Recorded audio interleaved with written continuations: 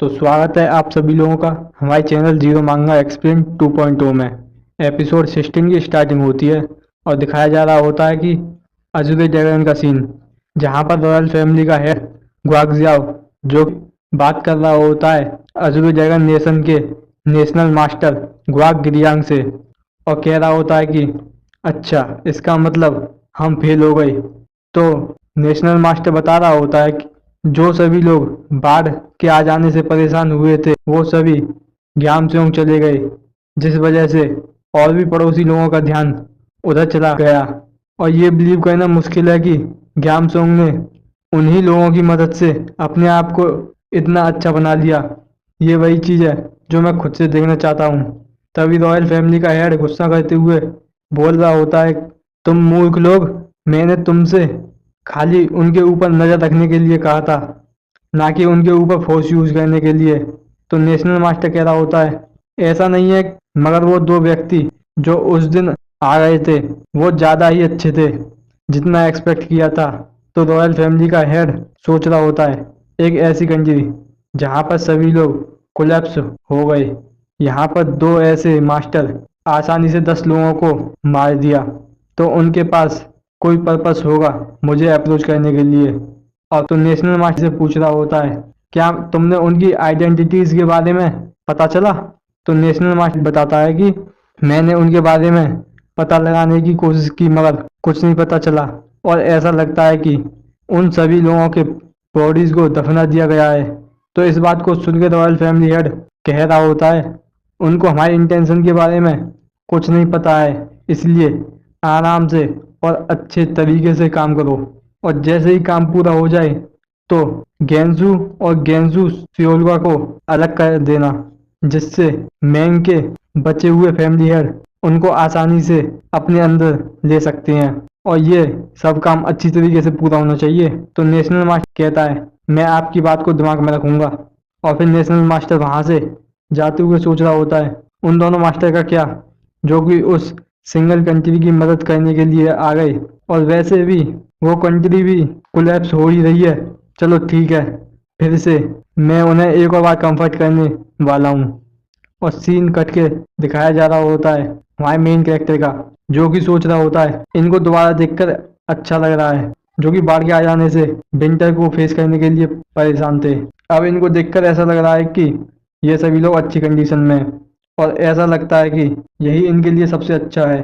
और दिखाया जाता है सोंग यो जू और डॉगवुई बात करते हुए आ रहे होते हैं, और योजू डॉगवुई से कह रही होती है तो मैं तुमसे उसके काम करने के लिए पूछ रही हूँ। डॉगवुई कह रहा होता है मैं समझ गया।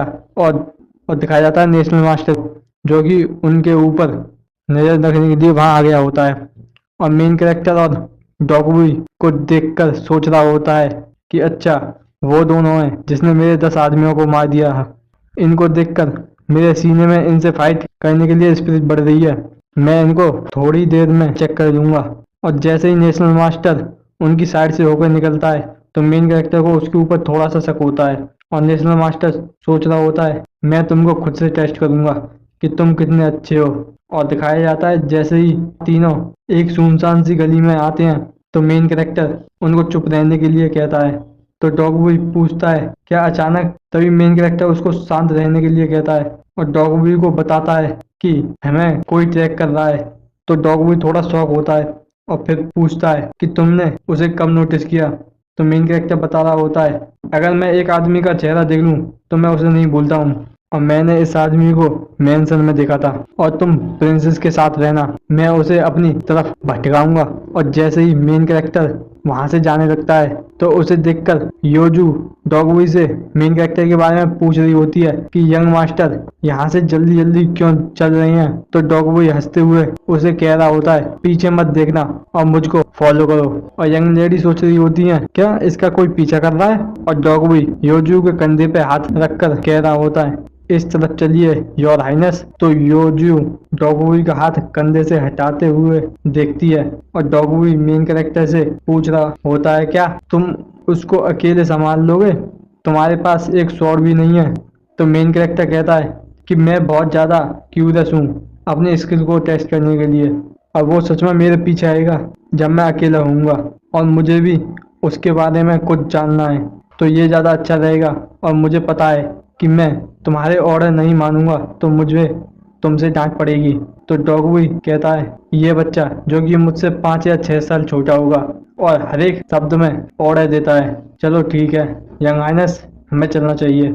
और दिखाया जाता है मेन कैरेक्टर उनसे अलग जा रहा होता है। तो इसे देखकर नेशनल मास्टर हमारे मेन कैरेक्टर को अलग जाते देख शौक होता है और सोच रहा होता है, और ये इस तरीके से क्यों घूमने लगा? क्या ये प्रिंसेस को फॉलो नहीं करेगा उनको प्रोटेक्ट करने के लिए? ठीक है, अब ये मेरे लिए एक अपॉर्चुनिटी है इसकी स्किल्स को चेक करने के लिए कि इसके पास कितनी अच्छी स्किल्स हैं। और वो मेन कैरेक्टर के पीछे जाने लगता है और एक जगह जाकर रुक जाता है और शौक हुआ सोच रहा होता है कि वो कहाँ गायब हो गया, वो इतनी जल्दी कहाँ जा सकता है। तभी नेशनल मास्टर के पीछे मेन कैरेक्टर चलते हुए आ रहा होता है अपने हाथ पर एक बटरफ्लाई के साथ, और नेशनल मास्टर से कह रहा होता है, मुझे लगता है कि तुम अजरे ड्रैगन कंट्री से होने चाहिए। इस चीज को देख के नेशनल मास्टर शॉक होता है और पीछे मुड़ते हुए कह रहा होता है, मुझे लगता है तुम्हारे सेंसेस बहुत अच्छे हैं। तो मेन कैरेक्टर कहता है, तुम्हें देखने से ऐसा लगता है तुम्हें चीज़ों को थोड़ा कॉम्प्लिकेट करना अच्छा लगता है। और दिखाया जाता है उसके हाथ से बटरफ्लाई उड़ के जाने लगती है और मेन कैरेक्टर कह रहा होता है, मुझे तुम्हारे जैसे लोगों को थैंक्स करना चाहिए जिनकी वजह से ये वर्ल्ड और भी ज़्यादा कॉम्प्लिकेटेड होते जा रहा है। तो क्या तुम मुझसे फाइट करना चाहते हो?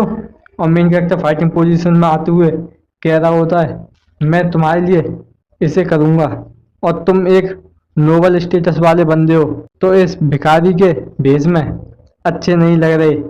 अच्छा रहेगा अगर तुम थोड़ा जमीन पे लेट लोगे तो फिर भिखारी के रूप में अच्छा लगोगे। तो इस बात को सुन के नेशनल मास्टर कह रहा होता है, तुम अपने खाली हाथों से लड़ने वाले हो और ऐसा लगता है तुम्हें देख के कि तुम स्वॉर्ड के मास्टर हो। क्या ये तुम्हारे लिए अच्छा रहेगा? तुम्हें एक वुडन स्टिक तो ले ही लेनी चाहिए। तो मेन कैरेक्टर कहता है, मैं इसका ध्यान रख लूंगा, तुम अब चिंता मत करो, तुम्हें अब चिंता करने की जरूरत नहीं है और तुम्हें जल्दी पता लग जाएगा कि मुझे तुम्हारे लिए स्वॉर्ड का यूज करना चाहिए था कि नहीं। तो नेशनल मास्टर गुस्सा करते हुए कह रहा होता है, अभी जो तुमने कहा है इसका अपने ऊपर दोष मत देना जब मैं तुम्हें मार दूंगा तो। और नेशनल मास्टर मेन कैरेक्टर के ऊपर हमला करने के लिए आ रहा होता है और मेन कैरेक्टर को देखते हुए सोच रहा होता है, इसका पोस्टर बेकार है, इसको देखने से लगता है कि इसने खाली स्वॉर्डमैनशिप की मार्शल आर्ट को सीखा है, इसके अलावा इसके पास कोई भी मार्शल आर्ट नहीं है। और जैसे ही नेशनल मास्टर मेन कैरेक्टर के पास पहुंचता है तो मेन कैरेक्टर उसके ऊपर एक फिस्ट से अटैक करता है जिसे नेशनल मास्टर डॉज कर लेता है। मगर दिखाया जाता है कि मेन कैरेक्टर की फिस्ट के पावर की वजह से एक बहुत ज़्यादा विंड प्रेशर रिलीज होता है, जिसे देखकर नेशनल मास्टर शॉक हुआ सोच रहा होता है, ऐसा कैसे हो सकता है? मैं इस पे बिलीव नहीं कर सकता हूँ कि इसका फिस्ट इस तरीके से इतना ज़्यादा विंड प्रेशर रिलीज कर सकता है। तभी दिखाया जाता है मेन कैरेक्टर एक और अपना फिस्ट अटैक करने के लिए आ रहा होता है नेशनल मास्टर पे, जिसे देख के नेशनल मास्टर सोच रहा होता है कि ये आदमी ये क्या है। मगर मेन कैरेक्टर नेशनल मास्टर पर अटैक कर पाता उससे पहले नेशनल मास्टर अटैक कर देते हैं हमारे मेन कैरेक्टर पर, जिससे हमारा मेन कैरेक्टर डॉज कर लेता है, मगर फिर भी उसके बाजू पे थोड़ा सा कट लग जाता है। तो नेशनल मास्टर हंसते हुए कह रहा होता है कि अच्छा तुमने इसे डॉज कर लिया, तुम सच में अमेजिंग हो। और दिखाया जाता है उसके हाथ के नाखूनों की तरफ जो कि बहुत ज़्यादा नुकीले होते हैं, जिसकी वजह से नेशनल मास्टर ने हमारे मेन कैरेक्टर को इंजर किया था। नेशनल मास्टर सोच रहा होता है, अभी तो ये बच्चा बेकार है मगर इसके अंदर पोटेंशियल है ग्रो होना, जिसकी वजह से ये एक दिन एक बीस्ट बन जाएगा। और मेन कैरेक्टर उसके नाखून को देख कर सोच रहा होता है, इसके आर्टिफिशियल मेटल का यूज़ किया है इसके ऊपर।